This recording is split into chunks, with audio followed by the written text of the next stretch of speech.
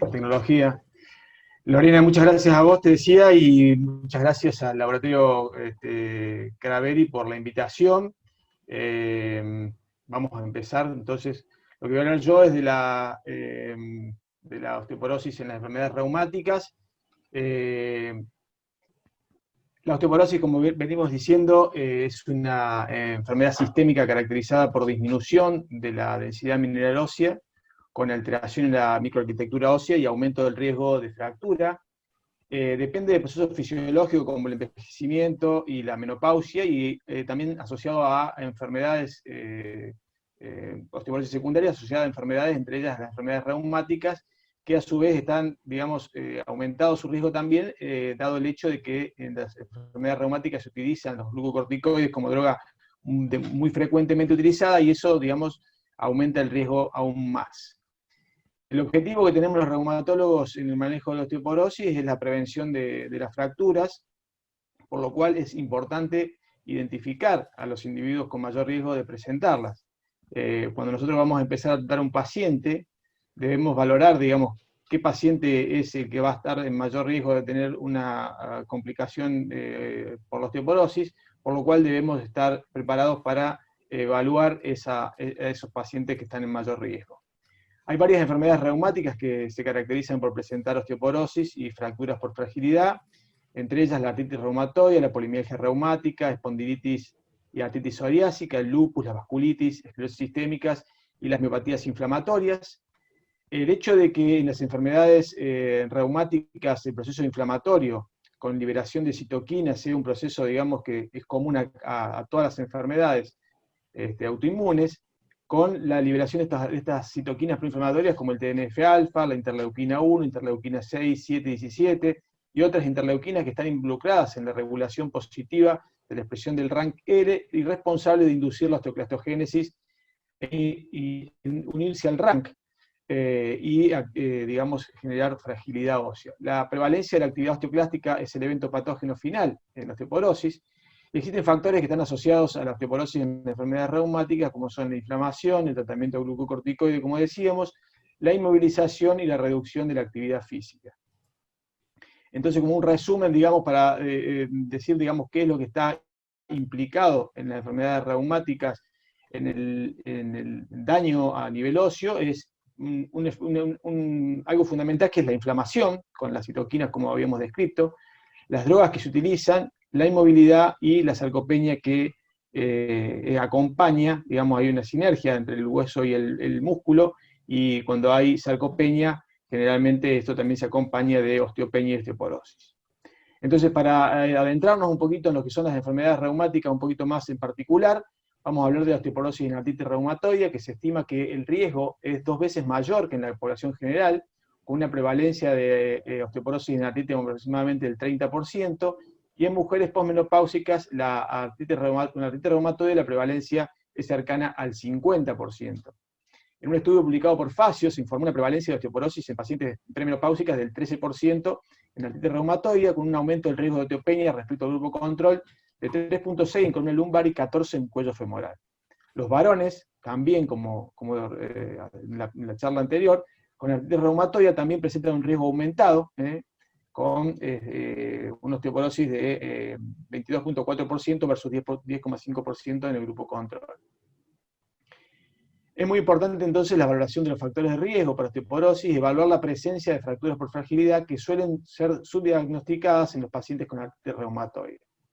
El riesgo estimado de los pacientes con artritis reumatoide de sufrir una fractura por fragilidad en comparación con la población general es de una fractura vertebral de 2 a 6 veces mayor y de cadera de 2 a 3 veces mayor. Dentro de los factores implicados en la osteoporosis y la artritis reumatoide tenemos los factores clínicos, como es la edad, el estado posmenopáusico, la inflamación sistémica, como decíamos anteriormente, los cambios en el remodelado que produce esta inflamación, la sarcopenia y la caquexia reumatoidea, la presencia de factores serológicos. En los últimos años se ha visto que la presencia del anticuerpo antipéptido citrullinado cíclico tiene un valor independiente, digamos, en cuanto al efecto sobre la masa ósea. Se ha visto que los pacientes que tienen anticuerpo antipéptido citrullinado cíclico positivo tienen mayor riesgo y mayor daño óseo que aquellos que son negativos. También están los factores mecánicos, como el riesgo de caída, la lesión de las articulaciones inferiores, y, como decíamos anteriormente, el hecho de la medicación que se utiliza en estos pacientes, entre ellos los glucocorticoides, que son, digamos, la causa más importante de osteoporosis secundaria. En un estudio hecho por Van Stad y colaboradores, un estudio retrospectivo con 30.000 pacientes, más de 30.000 pacientes, demostró que tienen un riesgo mayor de fractura de cadera, un riesgo relativo de 2 puntos, y de columna de 2.4, con un intervalo de confianza del 95%, versus el grupo control, y el riesgo aumentó debido al uso prolongado de corticoides, un riesgo relativo mayor aún de 3.4.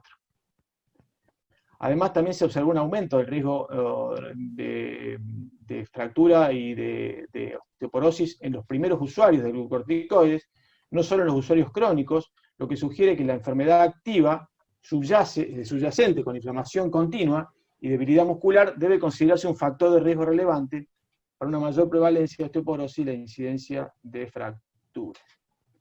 Lo que les decía anteriormente de la presencia de los anticuerpos antipéptidos cíclicos. Entonces, el umbral para iniciar tratamiento en los pacientes con artritis reumatoide debe ser menor, especialmente en aquellos que tienen alta actividad de la enfermedad. En pacientes osteopénicos, la evaluación de las fracturas vertebrales tiene un importante valor adicional para decidir si se inicia o no un tratamiento. Es muy importante en estos pacientes tratar de mantener, digamos, el tratamiento para la enfermedad de base, o sea, para la artritis reumatoide, tratar de mantener un tratamiento, digamos, que sea realmente efectivo para disminuir la actividad de la enfermedad, dado que la actividad de la enfermedad es la que perpetúa la inflamación y el daño sobre los huesos, y disminuir, digamos, lo más que se pueda el uso de corticoides. Entonces, las estrategias para la detección de osteoporosis en estos pacientes es una evaluación clínica, la herramienta de FRAX que habíamos nombrado anteriormente, el laboratorio con marcadores de remodelado, la vitamina D, la evaluación por DEXA de la densidad mineral ósea, la radiografía de columna dorsolumbar, el par radiológico, para ver, digamos, la presencia de fracturas, porque eso va a determinar, digamos, cambios importantes en cuanto a la estratificación del riesgo del paciente. ¿Es suficiente la densitometría para evaluar a los pacientes con AR? Es una pregunta que nos hacemos muchas veces en el consultorio. ¿Cuál es la utilidad del FRAX en artritis reumatoide? ¿Qué papel cumple el Trabecular Bone Score? Y si se debe utilizar la combinación de la densitometría, el FRAX y el TBS, digamos, para el diagnóstico de estos pacientes. Nosotros sabemos que la densidad mineral ósea en estos pacientes tiene un valor limitado en predecir el riesgo de fractura porque solamente mide la densidad ósea. El Trabecular Bone Score lo que hace es evaluar la microarquitectura y le da un plus en cuanto a la posibilidad de, digamos, hacer sintonía fina en cuanto al diagnóstico, y hay que tener siempre en cuenta en estos pacientes, más allá de estos estudios y predictores de riesgo, el hecho de los factores de riesgo clínicos que tengan los pacientes. Entonces, el FRAX, que en artritis reumatoide, digamos, lo que hace es, bueno, lo que comentaba Betiana anteriormente, que es evaluar el riesgo a 10 años de una fractura importante, ya sea vértebra, cadera, húmero, muñeca. Incluye factores de riesgo clínico, que son las fracturas previas, los antecedentes parentales de fractura de cadera, la edad, el tabaquismo, el uso de corticoides, las causas secundarias de osteoporosis, incluida la artritis reumatoide. Aunque el FRAC es muy útil en la práctica diaria, tiene algunas desventajas que las vamos a nombrar, que no tiene en cuenta la carga de la enfermedad acumulada, o sea, la carga de enfermedad, cuánto tiempo el paciente tiene actividad, si es un paciente de reciente inicio o un paciente que tiene muchos años de artritis reumatoide, no evalúa la actividad actual de la enfermedad, o sea, el DAS28, la actividad, digamos, en cuanto a la inflamación, no está evaluada en esta herramienta de cálculo. No tiene en cuenta el riesgo de caída ni las fracturas vertebrales, y no discrimina tampoco entre dosis de glucocorticoides, o sea que es una información de tipo, digamos, de alguna manera dicotómica, porque, digamos, o toma o no toma glucocorticoides, pero no define, digamos, más allá de que hay factores de corrección que permiten, digamos, discriminar entre aquellos pacientes que toman dosis más alta y dosis más baja. Por lo que, digamos, podría subestimar el riesgo de fractura en estos pacientes. Y aunque el FRAC tiene estas limitaciones, es útil y es adecuado para identificar a aquellos pacientes con artritis reumatoide de alto riesgo y para determinar qué pacientes con AR deben ser tratados de acuerdo a las guías internacionales. Este es el FRAX, ¿no es cierto? No voy a ahondar porque el tiempo no lo permite. Este es, digamos, el par radiológico. Lo que tenemos que hacer es hacer una evaluación cuando tenemos el paciente, pedirle una placa de columna dorso-lumbar, frente y perfil, para evaluar la altura de las vértebras y ver, digamos, acuñamientos, ya que, como decíamos anteriormente, el hecho de que el paciente tenga, digamos, una disminución en la altura, un acuñamiento a nivel vertebral, esto va a determinar cambios en cuanto a la estratificación del riesgo.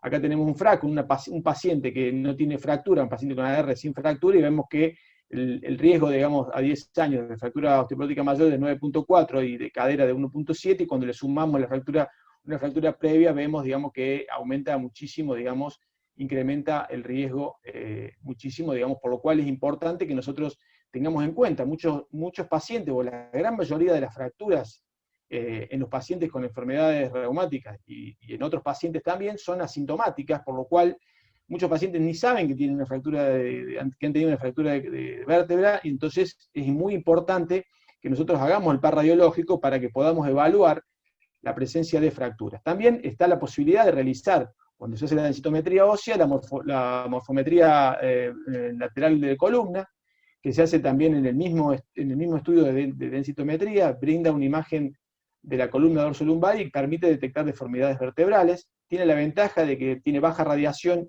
y bajo costo, y la posibilidad de realizarla en la misma visita donde se hace la densitometría. Esto permite realizar un adecuado diagnóstico y establecer el riesgo real de fracturas e identificar a aquellos pacientes que se van a beneficiar con un tratamiento. Se utiliza el método de Sienan, que ya lo describió Betiana, y cuando el equipo analiza las alturas de la vértebra anterior, media y posterior, y hace un cálculo automático de los cocientes de antero-posterior y medio-posterior, y hace un promedio de las tres alturas. Cuando detecta una deformidad, señala con una figura la vértebra y la localización de la severidad de la vértebra comprometida. Aquí vemos, digamos, cómo, digamos, marca las vértebras y cómo marca también el grado de daño que se presenta en el estudio, en la morfometría. El TBS, digamos, en artritis reumatoide, las fracturas vertebrales ocurren con frecuencia en pacientes con una densidad mineral ósea normal u osteopenia, con una frecuencia estimada en artritis reumatoide del 50%. El TBS evalúa la textura del hueso travescular utilizando la imagen de DEXA, y mediante estudios observacionales se ha demostrado que hay una reducción del TBS que se relaciona con mayor riesgo de fractura. Más recientemente se demostró que un TBS de columna lumbar disminuido es un factor de riesgo de fractura osteoporótica independientemente del FRAX y la densitometría ósea. Por lo cual, digamos, es importante en algunos pacientes seleccionados, en los pacientes con artritis reumatoide, en aquellos que queremos, digamos, definir una conducta terapéutica, tener un TBS también es muy útil. En un estudio alemán de Behring y colaboradores, de casos y controles de pacientes con artritis reumatoide, se evidenció que los pacientes con AR tenían una baja densitometría ósea en un 71%, y al evaluar el Trabecular Score se encontró alteraciones en el 87% de los casos, o sea que permite, digamos, diagnosticar más casos asociados a la densitometría. Aquellos pacientes con AR que tenían fracturas vertebrales, que los controles, 36 versus 22%. En un 26% de los pacientes con fracturas vertebrales tenían una densidad mineral ósea normal y 12% con una densidad de cadera normal. Entonces se observó una relación de baja TBS en aquellos pacientes con densitometría normal. Entonces, es importante, digamos, evaluar en estos pacientes con artritis reumatoide el tratamiento, tener en cuenta que el uso de corticoides es un predictor independiente de disminución de masa ósea a nivel lumbar y femoral, que dosis bajas se asocian con un aumento del 50% en el riesgo de osteoporosis. El comité de la asociación de ACR recomienda el estudio, el cribado de osteoporosis mediante densitometría e instaurar tratamiento en pacientes con un T-score menor de -1, de preferencia con bifonato y suplemento con calcio y vitamina D, y monitorizarlos anualmente, y continuar el tratamiento mientras reciba el glucocorticoide. Estudios recientes han demostrado que los DIMAR, como por ejemplo el metotrexato, no tendría efectos adversos sobre la masa ósea.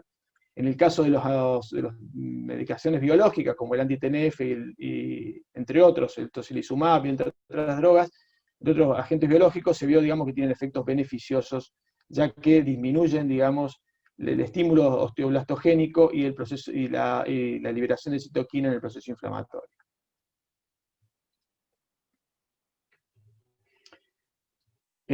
Vamos a hablar un poquito de lo que sucede en las espondiloartritis. La inflamación de columna puede provocar pérdida ósea local, con un mayor riesgo de fractura, especialmente en los sitios afectados por edema de médula ósea y osteítis. A diferencia de los pacientes con artritis reumatoide, en estos pacientes la utilización de glucocorticoides es mucho menor. Y también, digamos, el fenotipo de paciente afectado por pérdida ósea también es diferente, ya que ocurre incluso en poblaciones inesperadas como varones jóvenes. El incremento de fracturas vertebrales es de 7.1 versus 2.7 en pacientes con artritis reumatoide, o sea que hay un mayor, digamos, número de pacientes que se fracturan, digamos, a nivel vertebral. La presencia de lesiones en resonancia, definidas como edema óseo o osteítis, aumenta 5 veces el riesgo de tener una densidad mineral ósea baja en columna. Los factores que están implicados entonces en las espondiloartropatías que generan fragilidad son la inflamación sistémica, con cambio en el remodelado óseo y cambio en la composición corporal, déficit de vitamina D, y la movilidad reducida de la columna y la dificultad en la visión por la columna cuando está en estadios avanzados, caña de bambú, que dificulta la visión y favorece las caídas. Entonces, ¿cuáles son los factores de riesgo para osteoporosis? El bajo índice de masa corporal, la enfermedad prolongada, el sexo masculino y los marcadores de actividad como los reactantes de fase aguda. Los factores de riesgo para fractura, la anquilosis, la caña de bambú, la hipercifosis, visión alterada por rigidez de columna y el riesgo de caída. El diagnóstico de fracturas vertebrales es difícil en la columna de los pacientes con espondiloartropatía. Solo 1/3 o 1/4 presentan sintomatología de fractura aguda. Las fracturas vertebrales sintomáticas suelen pasar por alto generalmente, dado que los pacientes con espondiloartropatía sufren de forma crónica dolor, digamos, de columna, por lo cual es muy difícil, digamos, hacer diagnóstico diferencial. Muchas veces las fracturas se presentan en los arcos dorsales y los pedículos, que son, digamos, raras localizaciones para las fracturas por osteoporosis posmenopáusicas. Puede haber fracturas de hueso recién formado con los componentes o en los componentes osteoligamentosos, como los sidemofitos, fracturas transdiscales o interespinales, que son muy difíciles de diagnosticar. Entonces, la pérdida ósea comienza en las primeras etapas de la enfermedad, y la densitometría por DEXA es la técnica más adecuada para determinar pérdida de masa ósea en estos estadios tempranos. En el estadio avanzado, cuando ya hay osificaciones, calcificaciones, ya la posibilidad de realizar una densitometría es mucho más difícil, por lo cual, digamos, en estos pacientes se debe hacer tomografía de columna que permite la valoración de la vértebra excluyendo la corteza. Bueno, este es un estudio de asociación entre Trabecular Bone Score y las fracturas vertebrales en pacientes con espondiloartritis. Se vio que los pacientes con fracturas vertebrales tienen más bajo Trabecular Bone Score y que pueden tener una densidad mineral ósea normal con una disminución marcada en el Trabecular Bone Score, por lo cual en estos pacientes, digamos, es indicado realizado. Resumiendo entonces, hay que utilizar, digamos, DEXA, densitometría por DEXA en estadios tempranos. Hay una correlación entre la osteoporosis y con la inflamación, o sea, la presencia de edema óseo en resonancia magnética con PCR elevada. Estos pacientes van a tener mayor osteoporosis, mayor fragilidad, mayores fracturas. Entonces, la densitometría en etapas tempranas y en etapas tardías, solo mediciones de cadera para evaluar riesgo. El par radiológico de columna para evaluar fracturas vertebrales y considerar el estadio avanzado del Trabecular Bone Score.